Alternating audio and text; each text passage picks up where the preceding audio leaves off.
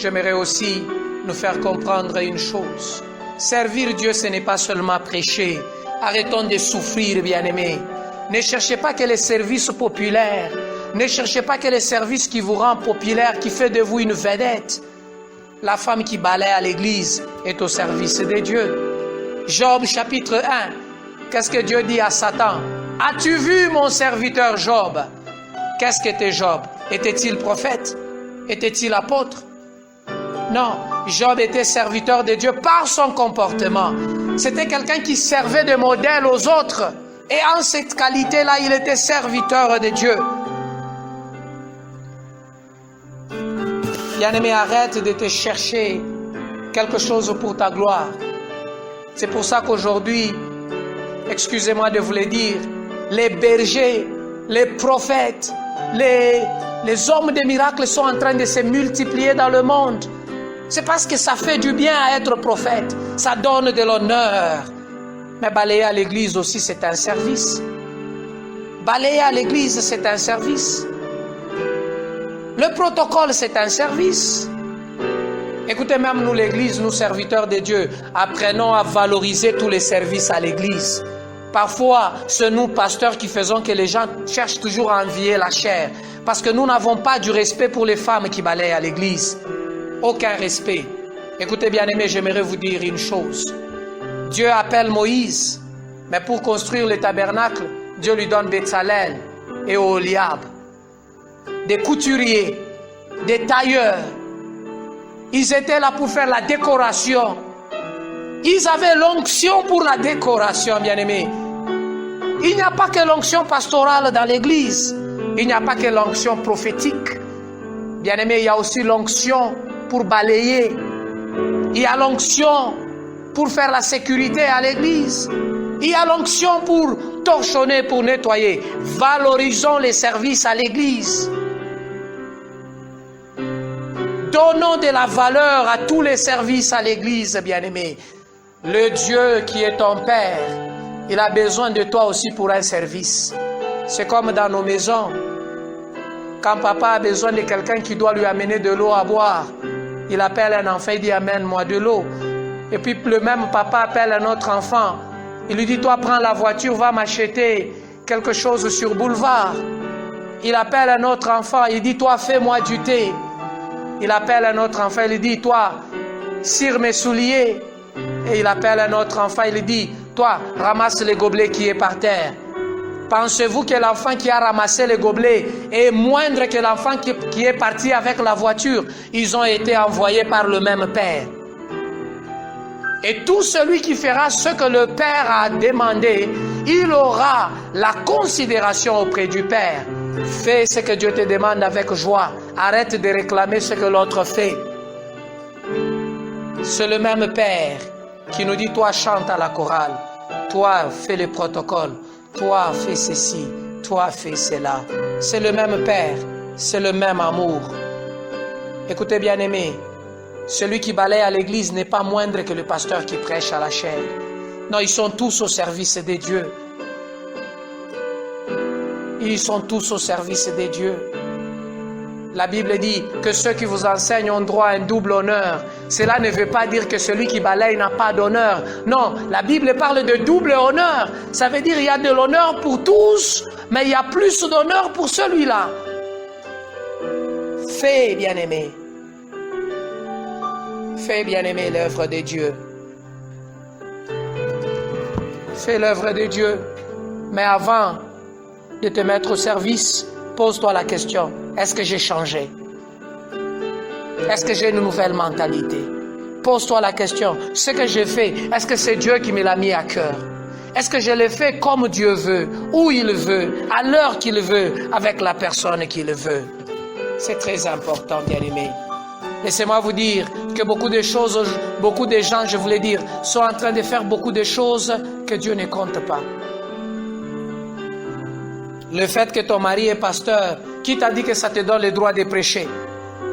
Qui a dit que le fait d'être la femme du pasteur, automatiquement tu deviens prédicatrice? Dieu t'a-t-il appelé au ministère de la parole, maman? Dieu t'a-t-il appelé au ministère de la parole? Qui vous a dit que toutes les femmes des pasteurs sont automatiquement des prédicatrices? Est-ce qu'on ne peut pas avoir des femmes des pasteurs protocole? Est-ce qu'on ne peut pas avoir des femmes des pasteurs choristes?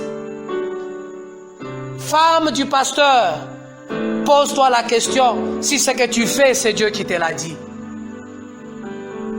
Le fait que tu es femme du pasteur, automatiquement présidente des mamans, non. Dieu peut appeler une maman dans l'église, elle devient présidente et maman pasteur est au milieu des mamans. On te respectera comme maman pasteur, tu ne perdras rien. Fais ce que Dieu te dit. Le fait d'être enfant du pasteur, tu es directement drummer. Les instruments de l'église, écoutez bien aimés, ne confondons pas les choses. Ne confondons pas notre maison et l'église.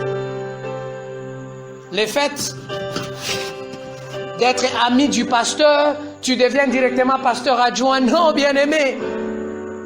Non, bien-aimé. Laisse Dieu t'appeler. Laisse Dieu te placer. À l'église, c'est Dieu qui appelle, c'est Dieu qui engage. C'est Dieu qui engage. C'est Jésus qui a dit à Pierre, m'aimes-tu, paie mes troupeaux. C'est Jésus qui a dit, paie mes troupeaux. Bien-aimé, je répète, c'est Jésus qui a dit, Pierre, paie mes troupeaux. C'est pas Pierre qui a dit, comme j'ai beaucoup marché avec Jésus. Non, bien-aimé, Jésus lui a dit, paie mes troupeaux. Est-ce que c'est Jésus qui a dit, prêche? Est-ce que c'est Jésus qui a dit, prophétise? Bien-aimé, le service doit être fait par obéissance, par soumission à notre maître. Ce n'est pas quelque chose que nous nous imposons. Tu ne peux pas t'imposer dans l'église. Bien-aimé, tu ne peux pas t'imposer dans l'église de Dieu. Fais par soumission. Dieu appelle et donne la confirmation à l'homme qu'il a établi sur l'église.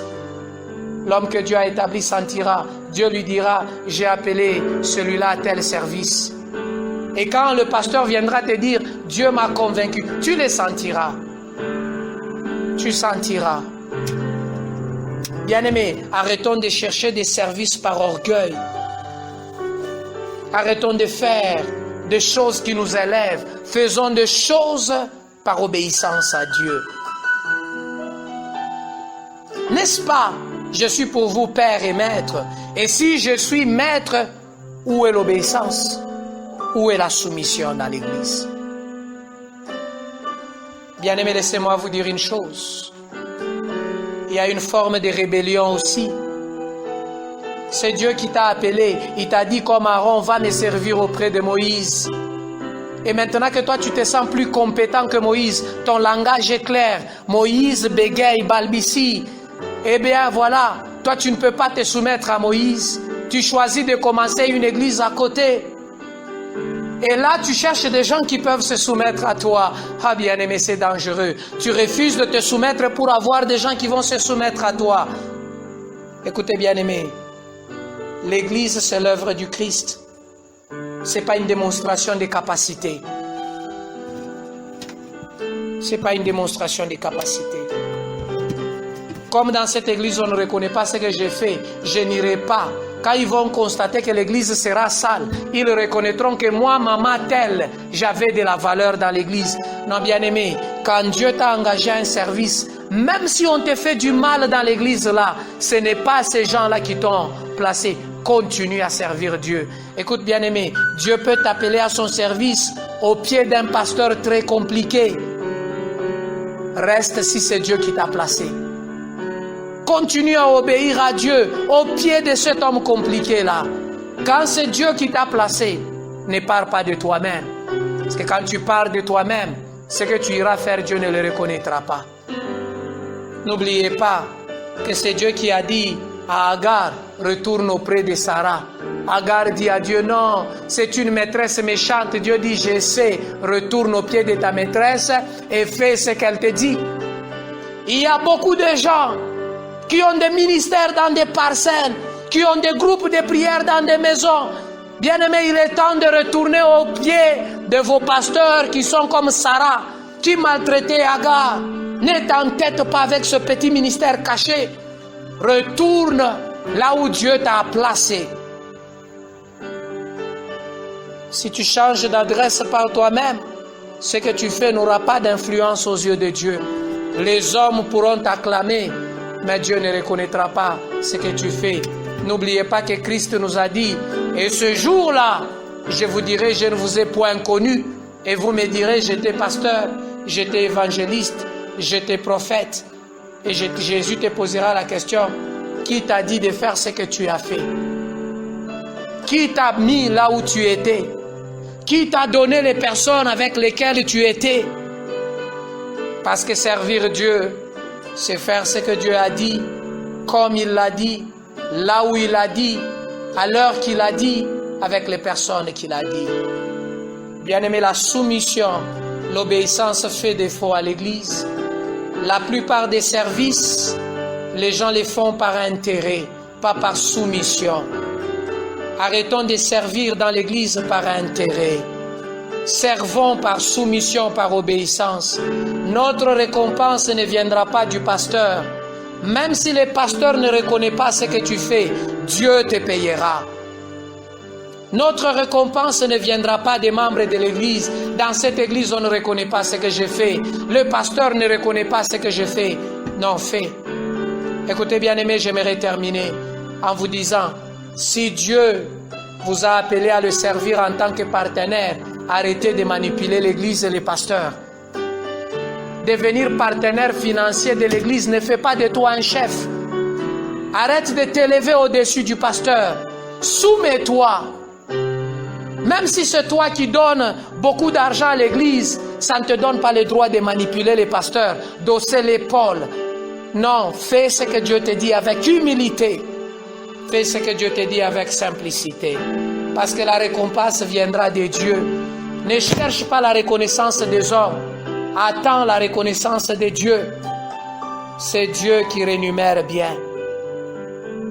Celui qui est notre